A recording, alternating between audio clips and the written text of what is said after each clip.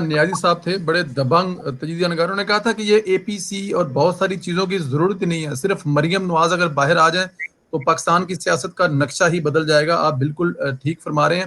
اچھا ڈاکٹر صاحب، پاکستان کی سیاست کے موجودہ حالات پر اگر بات کریں، اس وقت جو صورتحال ملک کی سیاست اختیار کر چکی ہے پہلے کبھی نہ تھی۔ سیاست دانوں کو گندا کرنے کی کوشش میں خود ہی گندے ہو رہے ہیں۔ کیا ملک ایسی چیزوں کا متحمل ہو سکتا ہے؟ پچھلے دنوں ایک سہیل وڑائچ صاحب کی کتاب آئی، یہ کمپنی نہیں چلے گی، اور اس کتاب جی کو اٹھا لیا گیا۔ اس کے بعد چند دوستوں نے کالم لکھے، ہمارے تک بھی پہنچے، کئی چھپے کئی نہیں چھپے۔ اس کے اندر سے ایک خاتون نے کالم لکھا، وہ بڑا دل کو لگا، مجھے ان کا نام یاد نہیں ہے کس نے لکھا، اور اس خاتون نے اس کالم کے اندر جو چیزیں لکھی، وہ چیزیں میرا خیال ہے اس سے بڑے حقائق نہیں ہو سکتے۔ انہوں نے کہا کہ یہ ملک جو ہے، یہ کمپنی تو پتہ نہیں جو ہے اپنا چلے یا نہ چلے، لیکن جب کمپنی کے ساتھ سرکار مل کے کمپنی سرکار بنے گی، جب کمپنی سرکار ملکوں کو چلاتے ہیں تو وہ لوگوں کے جذبات کو نہیں دیکھتے، وہ اپنی بیلنس شیٹ کو دیکھتے ہیں کہ سال بعد ہمیں کتنا منافع ہوا۔ اور میں صرف یہی کہوں گا کہ آج اس ملک کو چند ایک جو اشرافیہ ہے، وہ صرف اس بنیاد پہ چلا رہی ہے کہ ہمیں at the end of the year ہماری کیا بچت ہے۔ جو عمران خان صاحب کی جو اے ٹی ایم میں تھیں، جو عمران خان صاحب پہ کرتے رہے ہیں، انہوں نے اس بنیاد پہ سیاست نہیں کرنی کہ ان کے ملک کے یا لوگوں کو کوئی فائدہ ہو، انہوں نے اس بنیاد پہ کر رہے ہیں اور کرنی ہے کہ ہمیں کیا فائدہ ہو۔ اور ملک کے متحمل ہونے کی جہاں تک تیار ہے، میں تو جب سے سیاست میں آیا ہوں، شاید اس سے بھی پہلے ہمیشہ یہی سنتا آیا ہوں کہ ملک بڑے مشکل دور سے گزر رہا ہے۔ یقیناً پہلے بھی گزرتا رہا ہوگا، آج بھی گزر رہا ہے، لیکن اس پہلی دفعہ مجھے سمجھتا ہوں اس ملک کے اندر جو مسائل کی جڑ ہے اس کی نشاندہی صحیح طریقے سے ہوئی ہے۔ میں سمجھتا ہوں کہ پہلی دفعہ ہسٹری کے اندر اس ملک کے جو مشکل دور سے پچھلے 70 سال سے گزر رہا ہے، جب سے یہ قائم ہوا ہے، پہلی دفعہ اس پہ بحث ہو رہی ہے کہ اس ملک کے مسائل کی جڑ کیا ہے، کہاں سے اس ملک کے جڑیں کھوکھلی ہوئی ہیں اور کون ان کو کھوکھلا کر رہا ہے۔ آج آپ بولیں یا نہ بولیں، میں کسی سے ڈر کے بولوں یا نہ بولوں، آج ایک دیہات میں بیٹھا ہوا شخص بھی یہ چیز جان چکا ہے کہ اس ملک کو نقصان کس نے پہنچایا، اس ملک کو نقصان کون پہنچا رہا ہے، اور اس ملک کو اگر سیدھے راستے پہ لانا ہے تو ہمیں کس بنیاد کے اوپر اپنے اصولوں کی جنگ لڑنی پڑے گی۔ اور وہ اصولوں کی جنگ سنیلا صاحب آپ کی، میری، ہر بندے کی نہیں ہے، وہ اس قوم کی جنگ ہوگی۔ اور میں سمجھتا ہوں کہ یہ پاکستان کے لیے ایک بہت بڑی امید کی کرن ہے، اور اللہ تعالیٰ سے دعا کرتا ہوں کہ اپنی زندگیوں میں ہم لوگ دیکھیں کہ اس ملک کے اندر عوام کا راج ہو، خلق خدا کا راج ہو، اور خلق خدا کی مرضی اور منشا کے مطابق یہ سوچ کے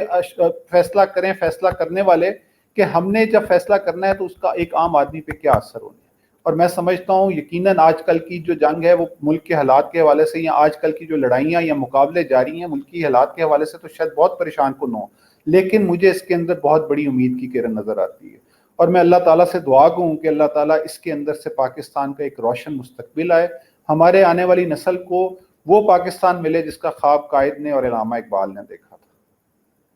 بالکل ٹھیک ہے ڈاکٹر صاحب، آپ کو کیا لگتا ہے یہ سب کچھ جو ہو رہا ہے میاں محمد نواز شریف کی تقریر کے بعد ہو رہا ہے؟ یہ سب کچھ جو ابھی ہو رہا ہے، ظاہری بات ہے، کوئی ایکسپیکٹ ہی نہیں کرتا تھا کہ میاں نواز شریف صاحب اتنا کھل کے بات کریں گے۔ کوئی ایکسپیکٹ ہی نہیں کرتا تھا کہ میاں نواز شریف صاحب 2 سال جیلوں میں بیماری کے بعد دوبارہ ماشاءاللہ اللہ تعالیٰ ان کو نظر بد سے بچائے، جس طریقے سے انہوں نے آ کے دوبارہ لوگوں کو یہ یقین دہانی کرائی کہ میاں نواز شریف آج بھی وہیں پہ کھڑا ہے جہاں پہ وہ آج سے 3 سال پہلے کھڑا تھا۔ اور لوگوں کے لیے یہ چیز بڑی سکون امیز تھی جب لوگوں کو یقین ہوا کہ ہمارا قائد آج بھی اسی بیانیے پہ کھڑا ہے جس پہ 2 سال پہلے تھا۔ اور میں سمجھتا ہوں کہ آنے والے وقت کے اندر یہ چیز اور زیادہ ہے۔ ہم لوگ یقین کریں، جب صوبوں میں جاتے تھے ہم لوگ وہ تھے جنہوں نے آ کے جب ایم پی ہوتے تھے باقی صوبوں کے ایم پی ایس نے بیٹھنا کرنا، انہوں نے جب ہمارے اداروں کے بارے میں غلط باتیں کرنی تو ہم نے لڑ پڑنا ان کے ساتھ، ہم نے ان سے کہنا کہ یہ اداروں کی بنیاد پہ پاکستان کا وجود ہے۔ لیکن جب آج ہم یہ چیزیں دیکھتے ہیں، جب یہاں پہ ان اداروں سے وابستہ لوگوں کی اربوں روپے کی جائیدادیں نکلتی ہیں اور کوئی پوچھنے کے قابل نہیں ہے، زبان بندیاں اس طرح ہیں کہ ہم لوگ اس طرح لگتے ہیں کہ آج پتہ نہیں کس کے محکوم ہیں۔ اور سب سے بڑی بات یہ ہے کہ اس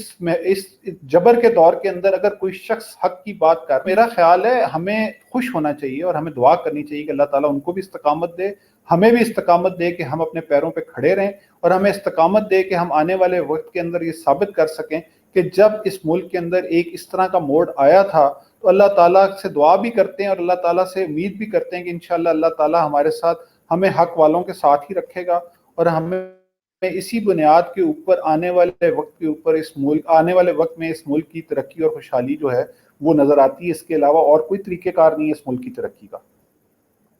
بالکل ٹھیک ڈاکٹر صاحب۔ اچھا ڈاکٹر صاحب، ایک بات بتائیں، آپ رکن اسمبلی ہیں، شیخ رشید جیسا سیاسی کردار جس کی اپنی کوئی کریڈیبلٹی نہیں ہے، اس سے سیاستدانوں کو گندا کروانے کی کوشش کی جا رہی ہے۔ آج وہ فرما رہے تھے کہ میں بہت جلد سیاستدانوں کی کالنگ کال کا ڈاٹا جو ہے وہ لیک کر دوں گا۔ جب وہ ڈاٹا لیک کریں گے تو کیا صرف ایک سائڈ کی آواز آئیں گی؟ دوسری سائڈ سے جو کہا جا رہا ہے اس میں تو صرف سیاستدان گندے نہیں ہوں گے، ان سے یہ سب کچھ کروایا جا رہا ہے، خود وہ کیسے کر سکتے ہیں؟ یا آپ کو لگتا ہے کہ وہ خود ہی اپنی مشہوری کے لیے کیے جا رہے ہیں چیزیں؟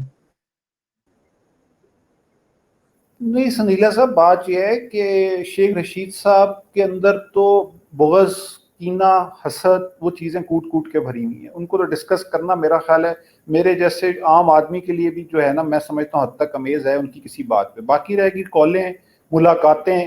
اور ساری چیزیں، وہ آپ نے بہت خوبصورت بات کی کہ ایک سائڈ کو تو آپ ساری بات کر رہے ہیں، جو دوسری سائڈ ملاقاتیں بھی کر رہی ہیں اور کالیں سن بھی رہی ہیں، یہ کالیں کر رہی ہیں۔ یہ پچھلا اجلاس گزرا ہے، یہ فیٹف والا،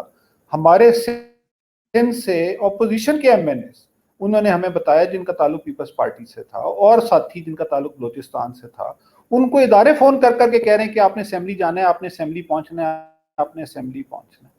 یہ کس طریقے سے بات کرتے ہیں، یہ کس طریقے سے کہتے ہیں کہ ہم لوگ جو ہیں، مطلب شیخ رشید صاحب کہتے ہیں کہ جی فلاں یہ کر رہا ہے، فلاں یہ کر رہا ہے، فلاں یہ کر رہا ہے۔ آپ تو لوگوں کی اسمبلی کے اندر پریزنس کو بھی آپ انشور کرنے کے لیے پوری جنگ کوشش کرتے ہیں اور پورا کردار ادا کرتے ہیں کہ ایم این اے صاحبان یہاں سے نکل گئے ہیں، پہنچے ہیں، ووٹنگ کر لی ہے، نہیں کی، کس طریقے سے کی ہے۔ مطلب یہ ساری چیزیں جب ہوں گی، اس چیز کو کسی نہ کسی نے تو آ کے کرنا ہے نا۔ اور میں سمجھتا ہوں کہ